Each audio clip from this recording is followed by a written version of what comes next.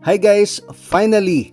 Nandito na ang aking in-order na GCash Visa Card after 7 business days. Dineliver ito ng Ninja Van.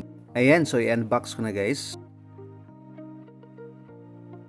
Alright, so ito na ang aking GCash Visa Card. So naka-indicate na ang aking name.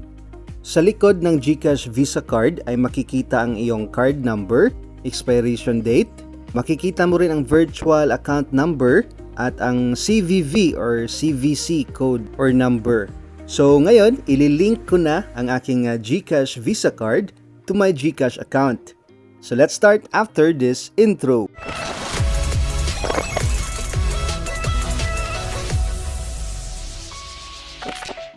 Okay, so first is go to your GCash account. Siyempre, ilagay mo ang iyong MPIN.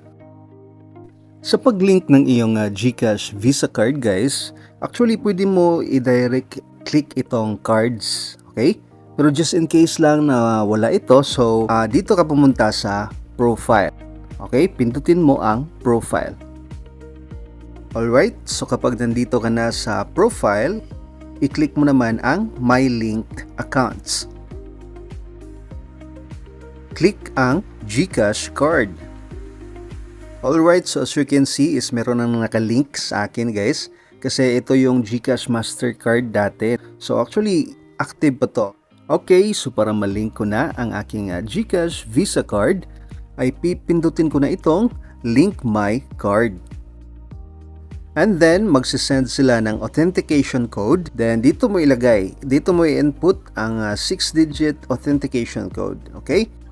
Then, after that, click Submit. Alright, so enter mo na ang iyong card information. Dito is last 4 digits of card and then virtual account number. So makikita yung mga numbers sa likod ng GCash Visa Card guys.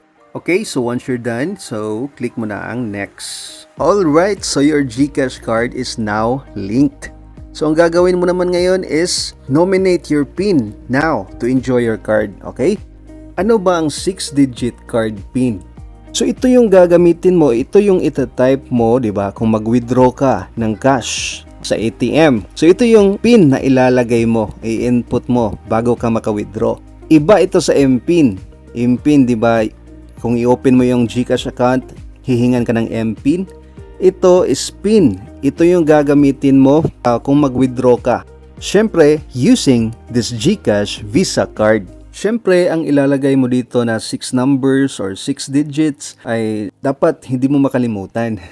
Okay? Pwede mo ilagay sa notebook para walang problema. Hindi mo talaga makalimutan. Okay, so once tapos ka na, maglagay ng iyong 6-digit card PIN. Okay, so click mo na ang next. Alright, so GCash card linked.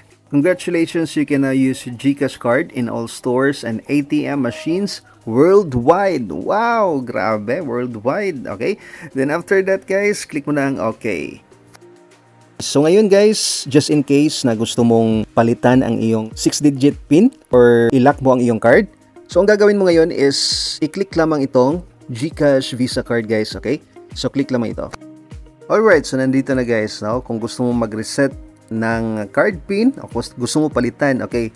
So click lamang itong reset card PIN.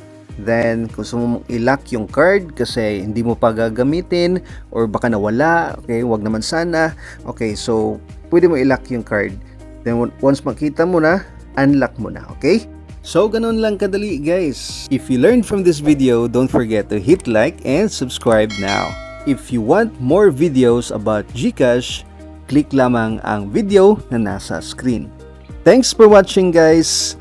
God bless and enjoy life.